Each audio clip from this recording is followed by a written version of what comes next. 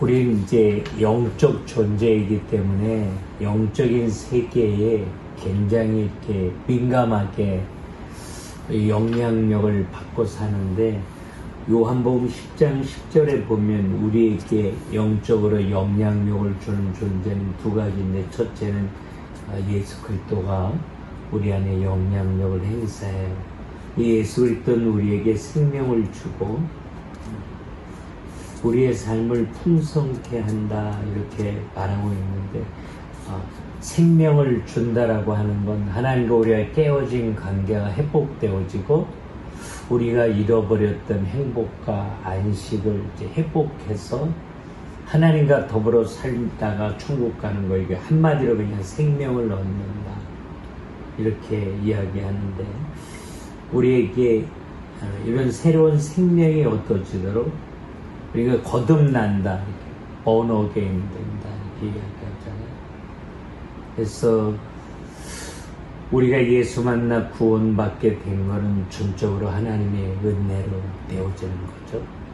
하나님이 우리에게 하신 일이 제일 먼저 우리에게 생명을 주고, 그 다음에 이제 우리의 삶을 풍성케 하시는데, 이 풍성케 하시는 건 우리의 영혼과 육신이 풍성해지기를 원하시죠. 그러니까 가난은 정말 하나님의 뜻이 아니라는 거예요. 뭐 가난하게 새빵 살아야 덕이 된다, 영광이 된다. 그러니까 하나님은 하나님의 사람들을 부르면서 항상 내가 내게 복을 줘, 내 이름을 창대케 해서 민족을 살리겠다, 이렇게 말씀하시기 때문에 우리의 삶이 풍성해지는 건데, 영혼이 잘 되고 범사가 되어지기를 하나님이 원하시는 겁니다. 우리가 이렇게 풍성함의 축복 가운데 사람들에게 이 복음 나누며 살기를 하나님이 원하시고 우리에게 이제 영향력을 행사하는 거죠. 근데 꼭 이 영적으로 잘 되어져서 육이 되어져야만 이것이 우리에게 진정한 축복이 되기 때문에, 이 영혼이 잘 된다는 걸 우리는 그릇 만든다, 이렇게 표현했죠. 어떤 그릇? 복음의 그릇. 그래서 제일 먼저 하나님이 하시는 일이 우리에게 생명을 주고, 그 다음에 우리를 복음의 그릇으로 만들어 가시는데, 이 복음의 그릇으로 만들어 가실 때 우리에게 필요한 거, 제일 먼저 말씀이다. 말씀. 근데 이 말씀이 그냥 율법의 메시지가 아니라 로마서 10장 17절에 보면 예수 그리스도에 관한 말씀, 다시 말하면 복음에 대한 말씀이 우리의 영혼을 새롭게 하고 우리를 그릇 만들게 하신다라고 하는 거. 두 번째 이제 기도죠. 말씀을 붙잡고 기도할 때. 그래서 향단과 성소에 보면 떡상이 이렇게 마주보게 하나님이 하셨어요. 그러니까 기도가 없는 말씀, 성령의 기름 부으심이 없는 말씀은 우리에게 머리만 크게 하지만, 내가 복음의 메시지를 듣는 가운데 성령의 기름 부으신 은혜가 임하면 내 영혼을 터치하면서 우리가 이제 그릇 만들어지게 되는데, 이걸로 안 되면, 잘 안 되고 부족한 부분은 본토에서 문제라고 하는 것을 통해서 우리를 그릇 만드셔요. 이걸 우리는 쉽게 광야, 이렇게 말합니다. 이스라엘 백성들에게 광야가 없었다면 가나안 정복을 이룰 수 있는 그릇은 만들어지지 않았던 거죠. 40년 광야가 있었기 때문에 가나안 정복을 이룰 수 있었는데, 얼마만큼 복음의 그릇으로 바뀌어졌느냐. 내가 맨날 하는 이야기가, 가나안 땅에 딱 발을 들였을 때 두 가지를 하나님이 원하시는데, 첫째는 유월절, 두 번째는 할례.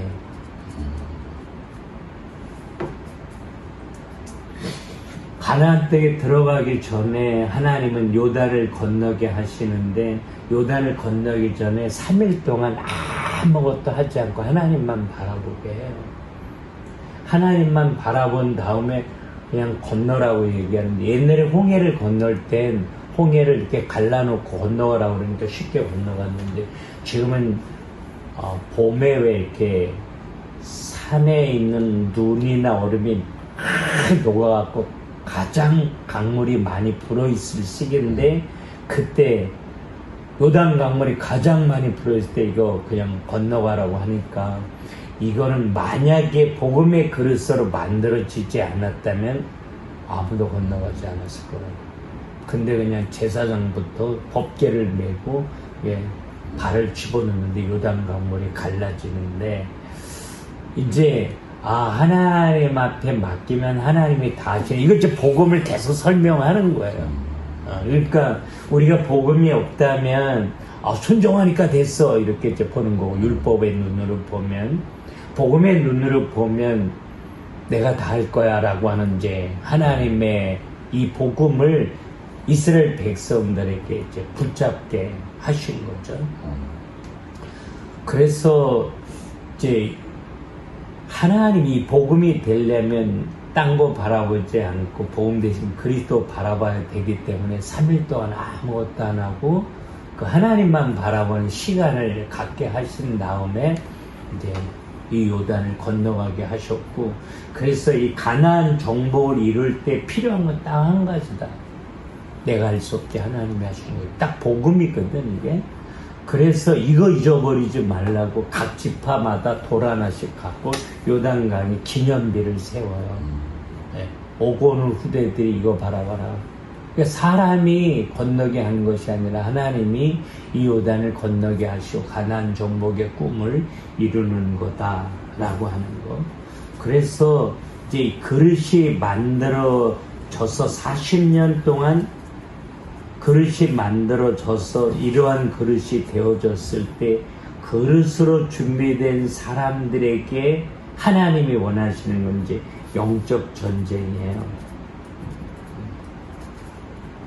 어떤 면에서는 내가 복음의 그릇이 준비되어지면 어둠이 다 장난도 못할 것 같은데, 내가 복음의 그릇이 준비되어지면 어둠의 세력은 더 치열하게 우리를 공격해 온다라고 하는 거예요.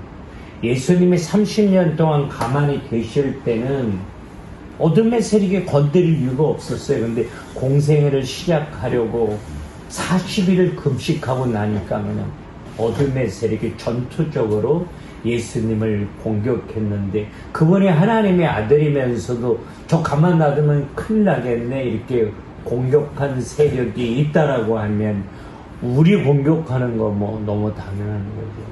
그 산이가 예를 들어서 하나님의 일적으로 방향을 딱 꺾었다라고 하면 어둠의 세력은 이전보다 10배나 더 강하게 전투적으로 공격해 오는 건 너무 당연한 건데, 문제는 영적 전쟁을 하려고 해야 되는데 영적 전쟁을 하지 않으면 우리는 또다시 이 광야로 갈 수밖에 없다라고 하는 거예요. 그래서 하나님이 이 영적 전쟁에서 이기는 자가 가나안 땅 정복은 우리가 복음을 가지고 세상을 정복하고 살리는 걸 의미하는데, 그래서 영적 전쟁은 어떻게 해야 되는지 제일 먼저 알게 하려고 이 여리고 전투를 하나님이 허락하시죠. 그러니까 아무것도 안 하고 그냥 매일같이 하나님만 바라보고 하나님 신뢰하고 그냥 하나님 앞에 순종해서 돌고 또 도는데 그냥 여리고가 무너진 것처럼, 이건 신기한 전쟁이잖아. 여리고 사람들은 뭐 총칼 든 것도 아니고 그냥 돌기만 돌았는데 그냥 와르르 무너진 것처럼 영적 전쟁은 우리 힘으로 하는 거 아니다. 그래서 에베소 6장 12절에 보면 우리의 씨름은 혈과 육에 대한 것이 아니요 하늘의 정사와 권세와 세상의 어두움의 주관자들과 하늘에 있는 악의 영들에게 대함이라 이렇게 말하고 있는데, 우리가 자기 자신의 시간표가 어디 와 있는지 알아야 되는데, 첫째는 광야. 일단 애굽은 우린 나온 거잖아. 애굽에 종살이 하는 건 우리가 사단의 종되어 고통과 저주 가운데 살았는데 예수의 이름으로 우리가 이제 해방되어진 거, 죄와 사망이 해방되어진 이 생명을 얻었는데, 그러고 나서 하나님이 이제 광야로 데려가셔서 복음의 그릇으로 만들어 가고 계시고, 두 번째는 이제 요단 앞에 서는 거죠. 요단 앞에 서서 하나님만 바라보는 거. 그 다음에 세 번째는 이제 가나안 땅에 들어가는 건데, 나는 어디쯤 있나? 담배만 어디쯤 있는 것 같아? 저요? 광야는 그래도 거의 지나지 않아요. 광야는 지난 것 같아. 아직 광야의 끝에 있는 것 같기도 하고. 이 요단 앞에서는 어떤 사람의 환경이나 이런 거 바라보지 않고 오직 하나님만 바라보는 게 이제 요단이었고, 그래서 이제 이 요단을 건널 때 제사장들이 이 법궤를 메고, 법궤는 예수 그리스도를 상징해요. 법궤를 메고 2km 정도 다 이스라엘 백성들을 물려서 여기다 갖다 놓고, 제사장들이 여기 놓고, 여기 요단강이에요. 어린아이부터 노인애까지 다 2km 정도를 이렇게 놓고 이제 이 법궤를 메고 요단강에 들어가는데, 왜 2km나 뒤로 이 63만 정도 됐잖아요. 63만 정도를 뒤로 물려놨느냐. 이 63만이 다 이거 바라보여. 가깝게 있으면 뒤에 사람 안 보이잖아. 그러니까 2km 정도 떨어지니까 누구나 다, 어린애도 다 이걸 바라볼 수 있는 거예요. 다 이 여호와의 법궤, 예수 그리스도를 상징하는 이 법궤를 바라보고 제사장이 발을 딱 집어넣는데 요단이 그냥 마른 땅처럼 가려져. 다시 말하면 지금 산이나 담배만은 함께 이거 바라봐야 되는 거예요. 그래야 요단을 건너고 이 가나안 땅에 들어가서 세상을 살리는 이런 일들이 펼쳐질 수 있다. 근데 제사장은 발을 집어넣는데 한 사람은 딴 걸 바라보면 이거는 안 된다는 거죠. 그래서 함께 이거 하나님이 이 63만이 다 같이 하나 돼요. 법궤를 바라봐요.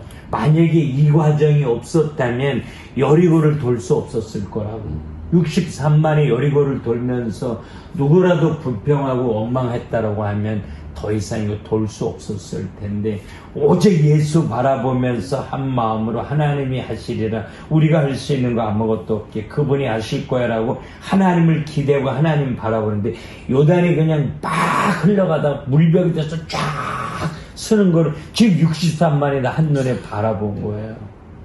하나님이 하시네, 하나님이 하시니까 되네. 그러면서 이제 요단을 건너갔는데, 그 다음에 여리고성 돌라고 할 때 그냥 불평하지 않고 돌잖아요.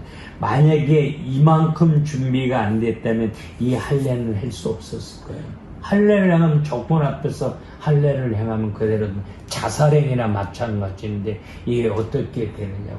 할례를 행하는 건 무식한 거예요. 너무 무모한 거라고.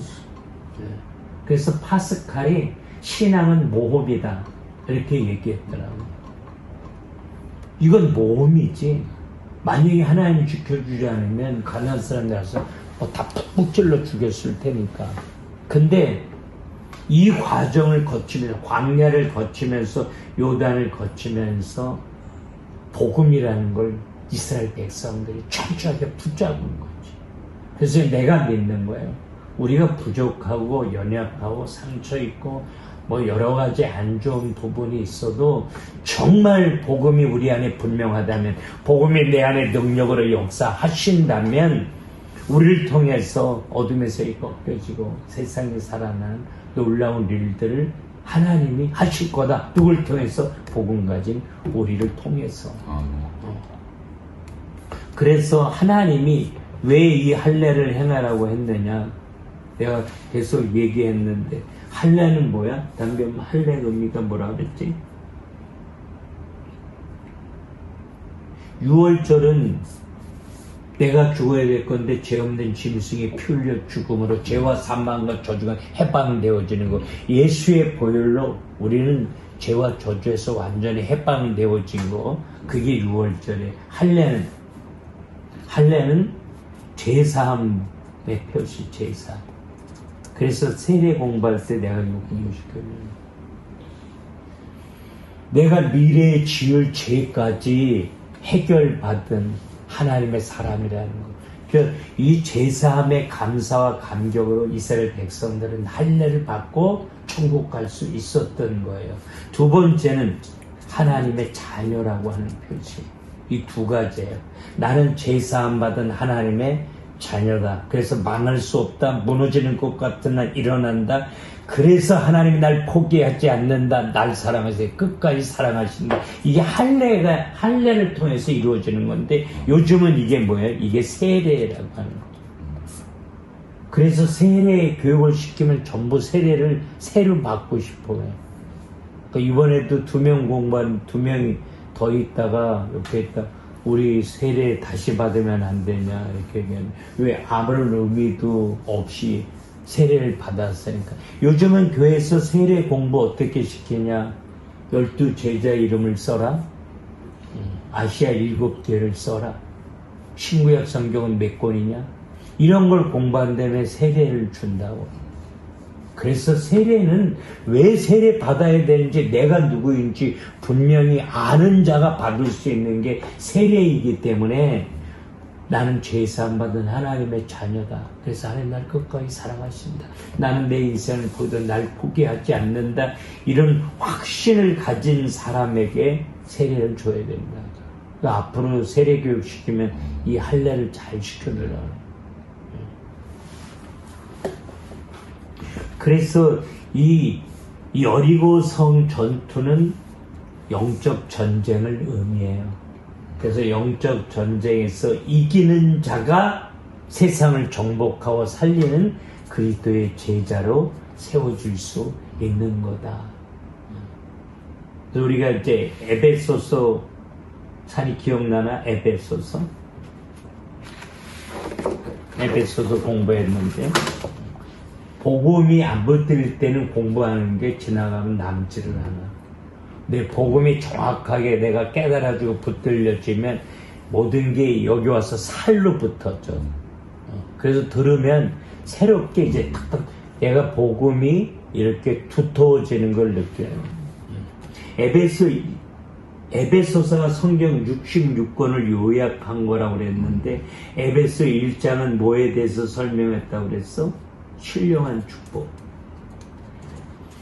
하나님이 우리에게 주고 싶은 건 신령한 축복인 거다. 눈에 보이는 세상 사람들이 기대하는 축복이 아니라 많은 사람들이 예수 믿으면서 이걸 기대하지 않고 눈에 보이는 축복을 기대하는데 이 신령한 축복이 우리에게 주어지면 세상의 축복은 우리에게 그냥 덤으로 따라오는 건데 이걸 기대하고 사모하지 않은 하나님이 주고 싶은 건 이건데 그러니까 12 제자들이 3년 동안 이걸 안 붙잡고 세상의 축복을 기대하니까 우리 조상들은 광야에서 만나주는데 당신 왜 안 주는 거야? 이거 계속 예수님한테 이렇게 하고 우의정 자의정 이렇게 세상의 축복을 계속 기대하는데 예수님이 제자들에게 찾아온 건 그게 아니라 나 너 이거 주고 싶은 거야. 근데 이게 말귀를 못 알아듣는 거지.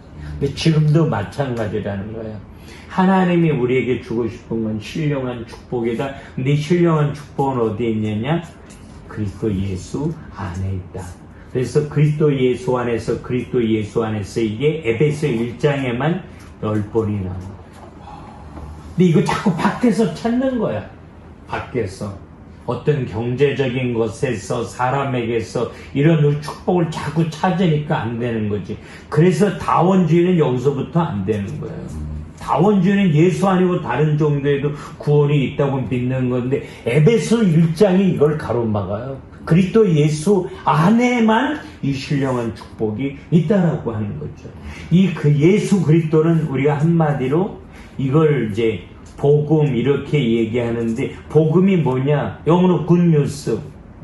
기쁜 소식이 복음이다. 왜 기쁜 소식이냐? 우리가 해결할 수 없는 인생의 모든 문제를 어느 누구도 해결해 줄 수 없고 나도 안 되는데 누군가가 와서 이걸 깔끔하게 완전히 해결해 주셨는데 그분이 바로 예수 그리스도예요. 그래서 예수 그리스도를 우리는 복음이다 이렇게 말하고 예수를 영접한다는 건 주인을 바꾸는 거예요. 내가 구주로 영접하잖아. 구주로.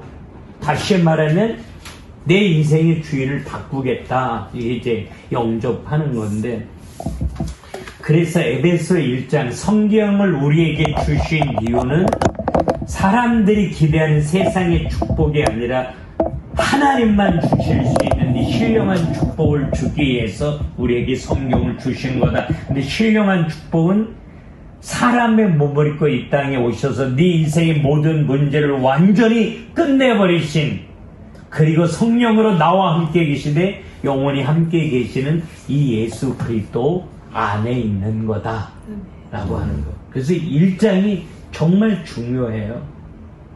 이런 걸 모르니까 목사님들이 다른 종교에도 구원이 있느니 너 똑바로 살지, 그렇게 살지 않으면 지옥가, 그렇게 살지 않으면 저주받아, 그렇게 이야기하는데, 정말 하나님이 우리에게 주고 싶은 것은 그리스도 예수 안에서 세상에서 얻을 수 없는 이 놀라운 신령한 축복을 나에게 주고 싶기 때문이다. 그래서 요한복음 14장 27절에 내 평안을 내게 주노니 내가 주는 것은 세상이 주는 것과 같지 않아?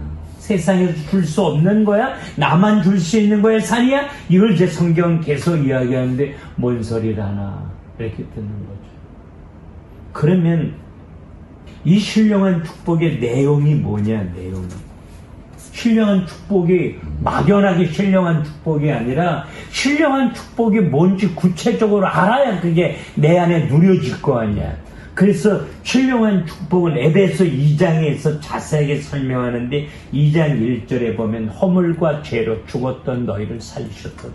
생명을 준 거야. 그러니까 이 신령한 축복의 내용을 알려고 하면 우리가 선명하게 알아야 될 게, 하나님을 거절하고 떠나감으로 우리 인간에게 어떠한 결과가 나타났느냐. 제일 먼저 하나님과 분리되어져. 너 필요 없거든 하고 하나님을 거절하니까 이걸 사망 이렇게 얘기하죠. 요한계시록 몇 절이지? 갑자기 생각이. 내가 살았다라고 한 이름은 가졌으나 죽은 자라다. 하나님과 분리되어지고, 두 번째는 하나님과 분리되어지는 순간에 누가 와서 나를 사로잡았는데 그게 사단이었죠. 그래서 신분이 바뀌는 거예요. 신분이 이동. 뭐에서? 하나님의 자녀에서 마귀 자녀죠. 신분이 마귀 자녀인 거예요. 신분이. 세 번째, 예 손에 붙들려 살다 보니 내 인생이 고통과 저주인 거야. 네 번째, 이렇게 살다 죽으니 영원한 지옥가. 근데 이 저주가 내 자녀에게 흘러가. 목사라고 할지라도 우리가 영적 문제를 해결하지 않으면 이 영적인 저주는 굉장히 정확하게 자녀에게 흘러가. 율법은 아무런 힘이 없습니다. 이 5가지 문제야. 이 5가지 문제를 완전히 해결해 준 거야. 신령한 축복이야. 그래서 이 5가지 문제를 해결해 주기 위해서 하나님과 분리져 죽었던 우리를 예수 그리스도를 통해서 하나님 만나게 해줌으로 말미암아 하나님과 더불어 살게 된 거예요. 이게 이제 생명을 얻는 거죠. 이게 에베소 2장 1절에 허물과 죄로 죽었던 너희를 살리셨도다. 두 번째 2절엔 뭐야? 공중 권세 잡은 자를 따르더니, 이거야.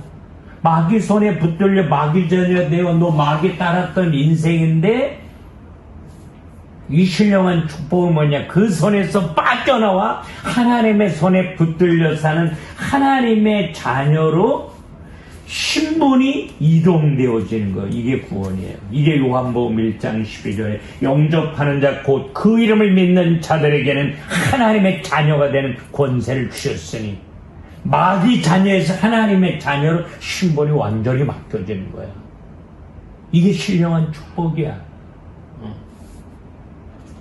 세 번째, 하나님의 자녀로 살다가, 이게 에베소 2장 2절에는 공중 권세 잡은 자, 3절에는 진노의 자녀. 너희가 본질상 진노의 자녀였대. 왜 진노의 자녀라고 그랬어?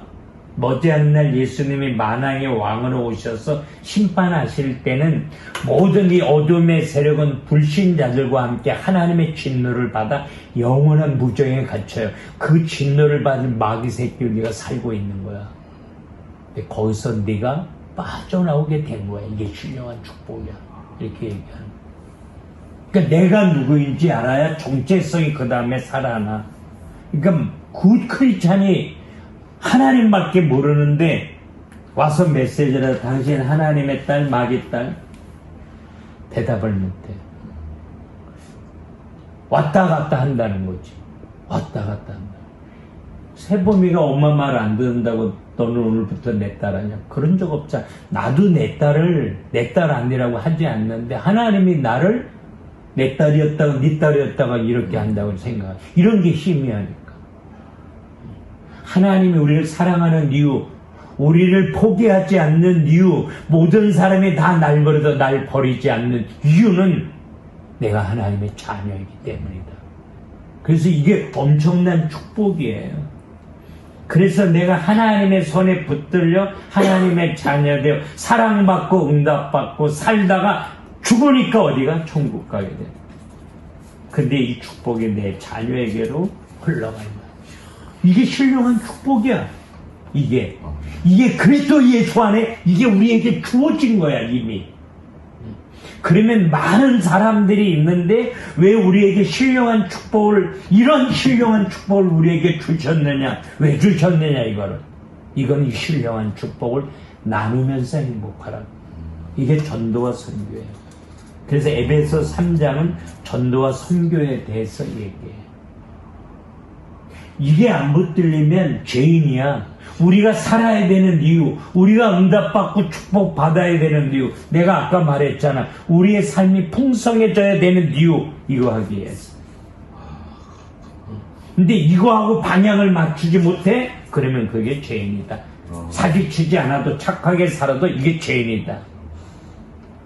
예수 그리스도로 행복하려고 하지 않고 세상으로 행복하는 거 죄인이다. 이거 붙잡지 못하고 사는 거 죄인이다. 그러면 하나님이 이 신령한 축복을 나뿐만이 아니라 다른 사람들에게도 주고 또 세상 살리는 이 꿈을 이루기 위해서 하나님이 하나의 공동체를 우리에게 허락해 주셨는데 그게 바로 교회의 공동체. 그러니까 이 교회가 이걸 잘 붙잡은 교회가 정말 교회인 거야. 이거 붙잡은 교회가 잘 없는 거야. 이런 걸 말하지도 잘 않은 거야. 그러니까 앞으로 우리가 사역을 한다면 이런 교회를 하나님 앞에 세워가야 되는 거다. 그렇지 않으면 이게 없다면 자연스럽게 뭘로 가? 교육, 윤리 이런 걸로 가는 거야. 그래서 앞으로는 교회가 어떤 교회가 인기가 있느냐? 교육을 많이 하는 교회. 지금 마찬가지다. 똑바로 살도록 도와주는 교회. 근데 성경이 말하는 교회는 이런 교회가 아니라 신령한 축복을 누리고 많은 사람들에게 나눠서 나를 통해서 한 사람이라도 더 하나님을 아버지라고 부르면서 행복한 모습을 보여드리는 공동체가 교회여야 된다.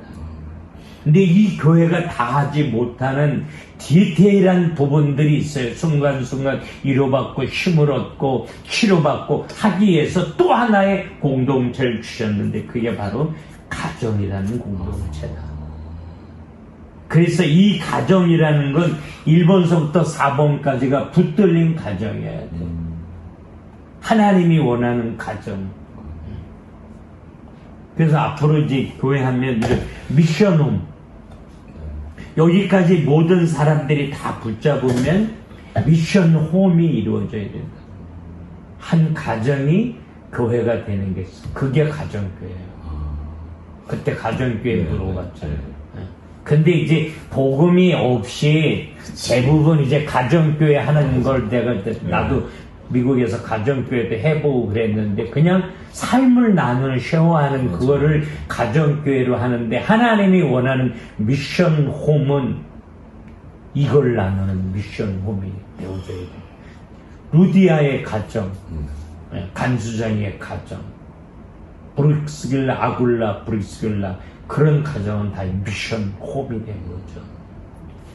그런데 1번서부터 5번까지가 정말 맺게 돼서 우리를 통해 하나님의 꿈이 성취되어지려면 딱 한 가지가 필요한 게 있다. 이게 안 되면 다 안 되는 거다. 그게 6장이야. 6장은 영적 전쟁. 그래서 영적 전쟁, 눈에 보이는 싸움 하면 우리는 이게 안 열립니다. 그러니까 눈에 보이는 사람이나 눈에 보이는 환경하고 싸우지 말아라. 우리 육신의 눈에 보이지 않지만 사람이나 환경을 통해서 이걸 가로막고 있는 어둠의 세력을 하나님의 눈으로 바라보고 예수 이름으로 싸워 이긴다면 너를 통해서 이게 성취되어지는 거다. 그래서 너희들에게 영적 전쟁이 필요한 거야. 그래서 영적 전쟁을 해서 이겨야만 세상이 복음으로 정복되고 살아나기 때문에 여리고 전투는 영적 전쟁입니다. 기도원 300명사 영적 전쟁을 의미하는 거예요. 300명으로 수십만 나고 싸워 바보 같은 짓이야. 근데 다 보내. 그리고 300명을 300명 뭐한 사람이야? 손바닥으로 물을 떠서 마시면서 어놈이 쳐들어오나 싸울 준비를 하고 있는 300명을 통해서 하나님은 하나님의 꿈을 이루시니까. 다시 말하면 영적 전쟁을 할 줄 아는 사람. 근데 영적 전쟁을 하려면 제일 먼저 예수 그리스도를 분명히 알아야만 되는 거다. 지금 산이가 예수 그리스도가 희미했을 때와 지금 예수 그리스도 점점 선명해질 때와 영적 전쟁하는 파워는 엄청나게 다른 거야. 그래서 복음이 능력인 거야. 영적 전쟁에서 멋있게 승리하는 능력. 내가 하는 게 아니야. 내 안에 성령으로 예수 그리스도 함께 계셔서. 그래서 복음은 데살로니가 전서 1장 5절에 복음은 말로만 있는 것이 아니요 능력과 성령과. 내 힘으로는 안 되지만 내 안에 예수 그리스도 성령으로 함께 계신 그분이 하시면 난 넉넉히 이긴다. 그래서 큰 확신으로 된 것이. 이 복음은 세 가지로 설명하더라고. 능력과 성령과 큰 확신으로 된 것이. 이게 복음이라는 거야. 복음. 근데 이게 안 붙들리면 누가 해? 내가 하는 거야. 너 똑바로 해. 계속 이렇게 이야기하게 되는 거죠. 그래서 이 영적 전쟁을 어떻게 해야 되는 거냐, 이걸 에베소 6장에서 아주 자세하게 설명해 주고 있는데, 우선 첫 번째로 뭐냐면 영적 전쟁 하려고 준비하고 살아라. 너희는 서서 이렇게 준비하는 거야. 가만히 앉아있으면 와서 귀신이 딱 때리고 지나가. 그럼 아이고 하다가 이제 좀 안 아파지고 가만히 웃고 살려고 그러면 와서 딱 때리고. 싸울 준비를 안 하면 맨날 조 터지고 살 수밖에 없는 거야. 근데 기도원 용사처럼 싸울 준비를 딱 하고, 너희는 서서 뭘로 싸워? 진리로. 허리띠를 띠고, 허리띠는 준비하는 거야. 뭘로 준비해?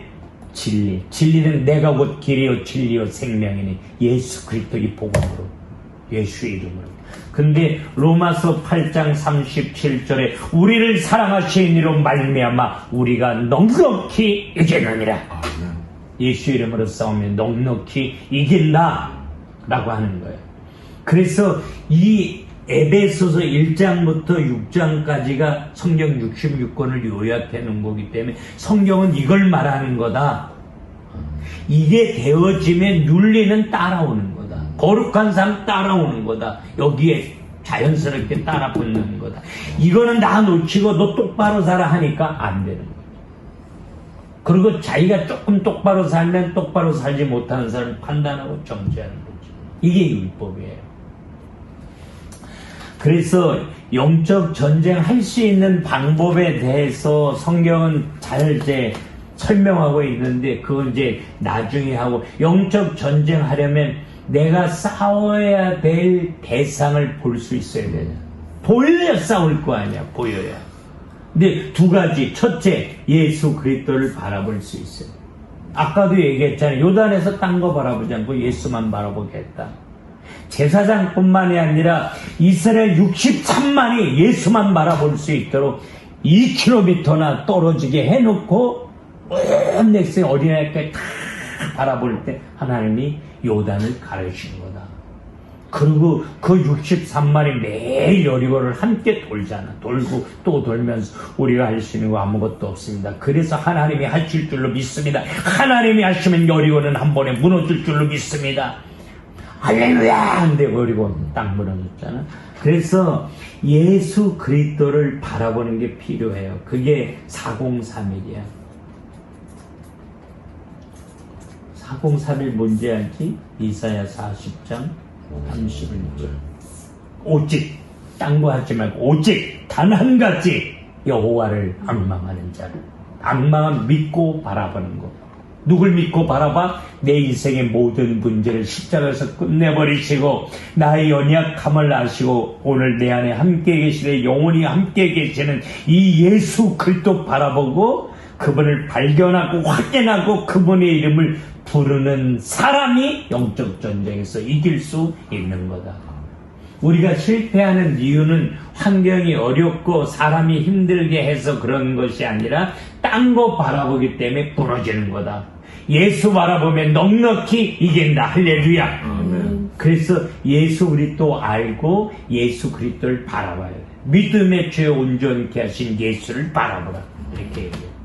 그래서 403일 딴 거 바라보지 말고 십자가에서 우리 인생의 문제를 완전히 끝내버리시고 날 사랑하실 때 끝까지 사랑하시고 난 날 포기해도 날 포기하지 아니하시고 세상 사람 다 나에게 돌 던져도 두 팔 벌려 날 안으시고 날 세우기를 원하시는 예수 바라볼 때에 우리가 내 안에 힘이 여기서 그러잖아. 여호와를 앙망하는 자는 새 힘을 얻으리니. 무슨 힘이야? 영적 전쟁에서 승리할 수 있는 힘, 세상을 정복할 수 있는 힘, 사람을 살릴 수 있는 힘. 이 힘이 우리에게서 오는 거다. 아멘. 엘리야가 이세벨이 또 죽여버릴 거야 그런 소리 듣고 그냥 항상 무너져. 엘리야는 정말 하나님의 조금 전만 해도 그 450대 1로 이기고 막 기도하는데 하늘에서 비가 오고 이런 걸 경험했던 엘리야가 이세벨이 큰 소리 한번 치니까 다짜 엎드려서 나 차라리 죽었으면 좋겠어 이러잖아. 근데 하나님이 그런 엘리야에게 찾아오셔서 야 너 왜 두려워해? 두려워하지 마. 그러면서 떡과 고기를 날려서 먹여주시는데 그때 딴 거 바라봤을 땐 죽고 싶었는데 그 자리에서 날 위로하시고 나에게 힘을 주시는 하나님 바라보니까 성경 읽어 40죄를 쉬지 않고 달려가. 40죄를. 그 힘, 이 힘은 어디서 오는 거야? 하나님께로부터 오는 거야. 3년 6개월 동안 비가 오지 않다가 이제 비가 오니까 구름에 한 장 뜨니까 아합이 임금에게 지금 소나기 올 테니까 빨리 마차 타고 내려와라. 구름 하나 떴는데 3년 6개월 만에. 그래서 아합이 이제 마차를 타고 막 가는데 소나기가 막 쏟아지는데 아합이 마차 타고 그냥 비가 오니까 막 달려와. 누가 마차를 확 이제 간데 보니까 엘리야. 하나님이 주시는 힘, 세상에서 얻을 수 없는 힘, 넉넉히 싸워 이길 수 있는 힘, 문제를 정복할 수 있는 힘, 환경을 바꾸고 사람을 바꿀 수 있는 힘. 이 힘은 내가 복음 대신 예수 믿고 바라볼 때 하나님 우리에게 주시는 거다. 아멘.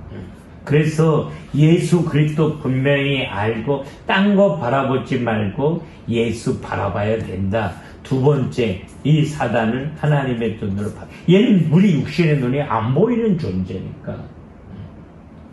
근데 이 사단이라는 존재를 영적인 눈으로 바라보고 사람이 날 힘들게 하면 그 사람을 통해서 그 사람 무너뜨리고 나 무너뜨리고. 사단의 공격은 어떻게? 담비온말 딱 다이렉트로 공격하면 기도하면서 이겨.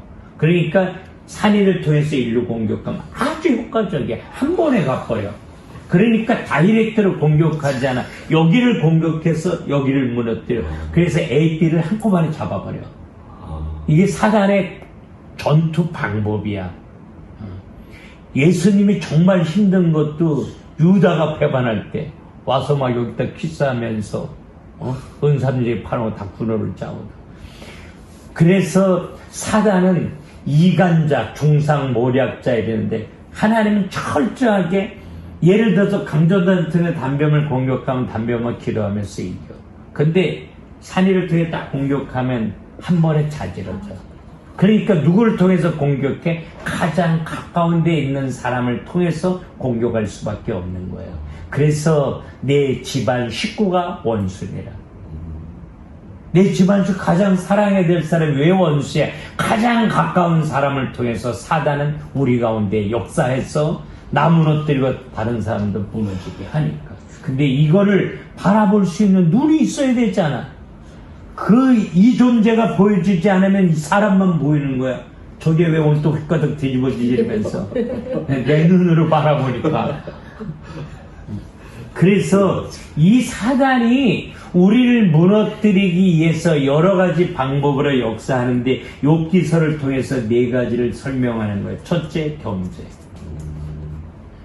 그러니까 무너지고 힘든 경제 바라보지 말고 경제로 우리에게 공급하실 하나님을 바라보고 이겨야 되고, 2번째는 자녀, 3번째는 건강, 4번째는 관계.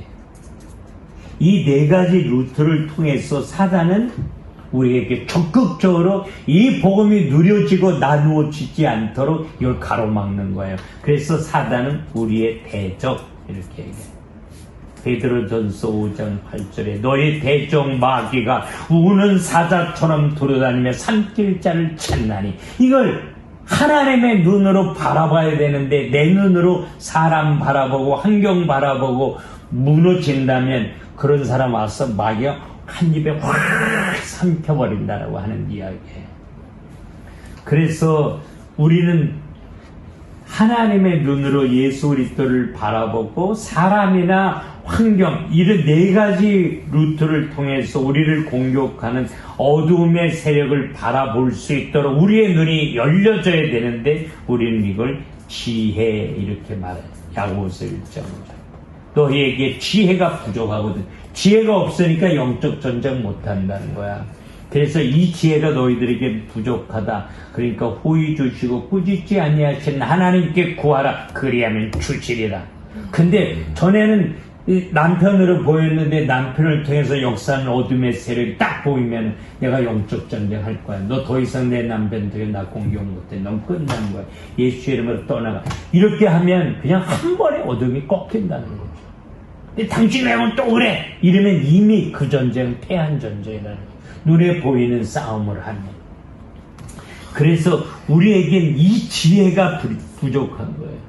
여러 가지 이제 야고보서 1장이 우리 어렵고 힘들어도 하나님이 하실 줄로 믿고 기쁨과 감사를 견디는 인내가 되어지고, 그래야 하나님이 나를 축복해서 쓰시기에 부족함이 없는 온전한 사람이 될 수 있다. 그렇게 하기 위해서는 너에게 지혜가 필요하다. 지혜가 있어야 영적 전쟁에서 이기니까. 그러니까 남녀마다 예를 들어서 뭐 남편, 부모, 아이들 뭘로 봐야 돼? 하나님의 눈. 하나님의 눈으로 바라보면 영적 문제가 보이는 거야. 환경이 어려워지면 내 눈으로 바라보면 그 사람 더 이상 상종하고 싶지 않아. 하나님의 눈으로 바라보면 그가 내가 살려야 될 현장으로 보이는 거야. 그래서 우리에겐 정말 이 지혜가 필요한 거예요. 그래서 이 지혜가 없다. 이 지혜를 달라고 기도해라. 그래서 예수 그리스도 분명히 아는데 이 예수 그리스도는 사단의 권세를 완전히 꺾으신 만왕의 왕이신 예수 그리스도이기 때문에 예수의 이름으로 얘한테 명령하면 얘는 꺾어질 수밖에 없는 거예요. 근데 이 사단이 많은 크리스찬의 삶 속에 영향력을 행사하는 거예요. 구원은 빼앗아갈 수 없잖아. 그러니까 복음 누리는 걸 뺏어가는 거예요. 왜? 내가 복음을 누리면 내 옆에 있는 사람 행복해지고 다른 사람 살아나니까. 지옥같이 살다가 천국 가라. 왜? 천국 가는 건 뺏어갈 수 없잖아. 한 번 구원은 영원한 거잖아. 그래서 어떤 걸 통해서 제일 먼저 생각, 내 생각을 공격하는 거예요. 그 생각이 계속 무너지는 거예요. 이 생각. 지금 사내는 영적인 것도 좋았지만 생각이 바뀐 거예요. 생각이. 그렇잖아. 생각이 복음적인 생각으로 바뀌어야 돼. 복음적인 생각. 나는 아무것도 할 수 없다. 그래서 하나님이 하실 거다. 그분이 하시면 다 된다. 두 번째, 사람을 살릴 생각. 이 두 가지 생각이 우리에게 필요해요. 이 생각. 그렇지 않으면 이걸 계속 공격하거든. 여러 가지. 그래서 불신앙적인 생각, 부정적인 생각, 율법적인 생각, 세속적인 생각, 이런 생각을 나에게 계속 가다, 율법적인 생각을 가져좀 계속 판단 정지하고 자기는 죄의식에 눌려. 세속적인 생각은 하나님보다 다른 거 더 사랑해. 그리고 불신앙적인 생각하면 이 하나님이 신뢰되어지지 않잖아. 매사에 하나님이 못하실 것 같아.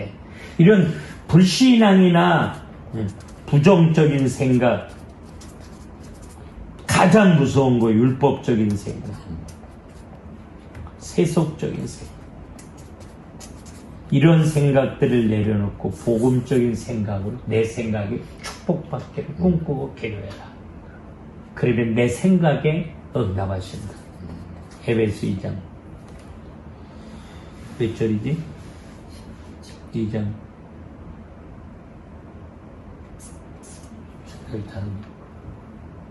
그래서 내 생각이 복음적인 생각으로 축복받도록 하나님 앞에 기도해라. 10절이. 그래서 우리가 예수 그리스도를 계속 분명하게 아는 게 필요하고, 전인격적으로 이게 예수를 알면 성경에서 예수 그리스도가 더 선명하게 보이기 시작해. 그러니까 내가 이 설교하면 피드백 우리 항상 이렇게 주는데, 성경에 있지 않은 하나님의 마음을 어떻게 찾아내냐? 예수 그리스도를 알면 그게 보이기 시작해. 내가 이 사람에 대해서 잘 알면 뭘 생각하는지 내가 알잖아. 저런 눈치 사람은 뭘 생각하는지. 마찬가지야. 하나님도 성경에 그런 하나님의 깊은 마음까지 성경은 표현해 놓고 있지 않지만, 성경을 읽다 보면 하나님의 그 마음이 묻어나는 거, 우리는 그런 걸 찾아내서 전해주는 게 우리 설교자의 역할이다. 그래서 예수 그리스도를 아는 지식이 자라나는 걸 우리는 영적 성장, 예수에 대해 조금 더 분명하게 알아가는 거예요. 알면 알수록 행복해지는 거예요. 산이가 뭐 환경이 더 좋아지는 것도 아니고, 그런데 이 예수 그리스도가 선명해지는데 느낌이 다르잖아. 사는 게 다르고 생각이 다르거든. 그러면 이 예수 그리스도에 대해서 알면 알수록 얘가 졸로 보이기 시작해. 얘가. 내가 어느 날 예수 그리스도 좀 풍성하게 알아주니까 얘가 어느 날 발가락을 툭툭 쳐도 도망갈 것 같이 느껴지더라고. 그리고 손을 얹어 기도하는데 귀신이 드러나더라고. 나는 뭐 방언도 못했었잖아.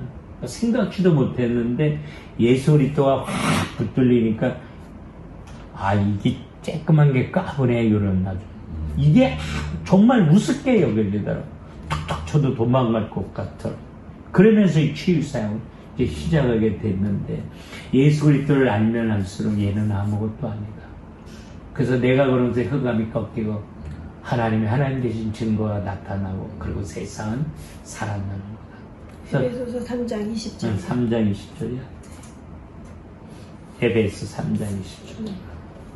온갖 구하는 것이나 생각하는 것에 더 풍성케 하신다. 꼭 기도하는 것만 응답하는 것이 아니라, 내가 복음적인 생각으로 바뀌면 생각만 해도 응답하시는 하나님을 경험하게 하나님은 하시네. 아멘. 단변만 이걸 구하면 하나님의 눈으로 바라보는, 지혜로운 뜻일 거예요. 하나님의 눈으로 헬라어 바라보는 능력.